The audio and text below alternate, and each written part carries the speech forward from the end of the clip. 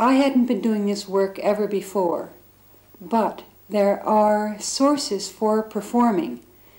Back to when I was singing and doing work in the Christian church in Scarsdale, New York, when I was 13, 15 years old. So I have a certain feeling of comfortableness performing with people. I have no feeling of theater or delivering something to people that is above them or strange. I just work with people as an audience on the same base. And it's actually that quality in my performance that I enjoy the most, is I feel very ordinary with my audience. I feel like we have more extraordinary experiences in our dreams or with our families. And here we're making something together which is out of very ordinary materials of our consciousness and of our daily experience. So in FLUXUS, you see, I had a very good access to those parts of myself, and it seemed natural to start to write these pieces. There is a formality and an abstract nature to the pieces, but in it is very ordinary materials. For instance, in a piece in '62, when I made a salad in Denmark at the Nikolaikirke, there's already one action which is happening.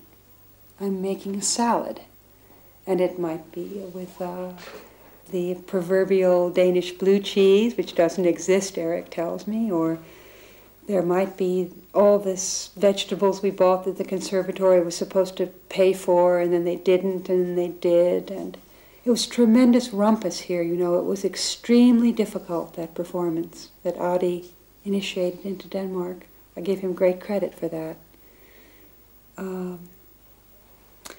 It's like really you have a chance to see from that event to this event, which happened today, that people kind of accept these things to go on. They see a shoe part hanging in the slide light, or they see some old screen folded up to make a shadow, and it doesn't bother them so much.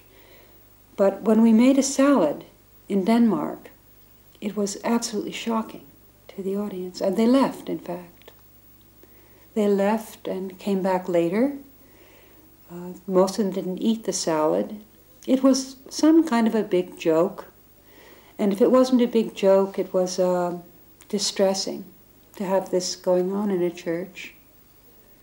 And I can remember looking down from the stage and seeing rows and rows of empty seats, each with a paper plate and all the ingredients of the salad, that either people didn't want to eat, or they just had to talk about this or get out, or... See, it was... I think if you want to go back to the painting, I think finally I wasn't enough involved in it, really involved in it, to find my way to develop.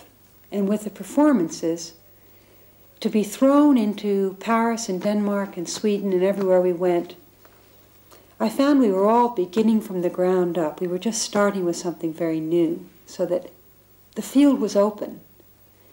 And actually, with Expressionism in America, it was quite closed down by that point. It was sort of over. And I was in my 20s, I guess. And I wanted something really that would carry me through the rest of my life as an artist. And I found that even though I do a lot of graphics and a lot of printing, all the time I'm making marks, I feel my most lively work is just out there shaking the little sounds.